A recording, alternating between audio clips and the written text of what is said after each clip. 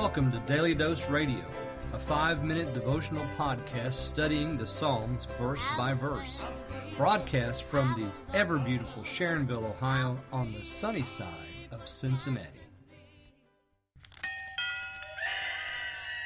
Happy birthday! Happy birthday to you! Happy birthday to you! Happy birthday, happy birthday! Happy birthday to you! Well, thanks for joining us today on Daily Dose Radio. So glad to have you. We're celebrating our 3rd anniversary this week. 3 years of broadcasting Daily Dose Radio every single day, verse by verse. Well, every weekday, that is, Monday through Friday, verse by verse, through the Psalms. That's our purpose. That's our goal. That's our mandate from the Lord, is to study the Psalms verse by verse. So we're doing it. Today begins year 3, or actually begins year 4. We start working down our 4th year, but yesterday we celebrated the 3rd year anniversary. Today we're continuing that celebration all week. But we want to get to the Scripture, and we're looking at the Yod division this week. The Yod division begins in verse 73, and we'll go through verse 80. So I'm going to do 2 verses a day this week, since we had our celebratory day yesterday. The Yod division is very interesting. Our prime word this week is going to be the word fear, or as it's translated here in the passage, those who fear you. So that's going to be our prime word. We have it in verse 74, and we have it also in verse 79. It really forms a nice bracket here. And it's all about those who fear the Lord seeing the psalmist. And we're going to see the psalmist set himself in some different places. But first, before we go into this passage, let me read to you what Neil records the medieval scholars as having said.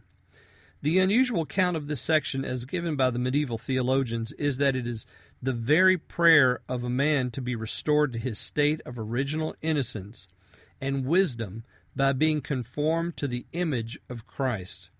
And this squares with the obvious meaning, which is partly a petition for divine grace and partly an assertion that the example of piety and resignation in trouble is attractive enough to draw men's hearts towards God, a truth set forth at once by the passion and by the lives of all those saints who have tried to follow it. This being well attested in the medieval theologians, we come now to read it for ourselves. And let me just read my translation.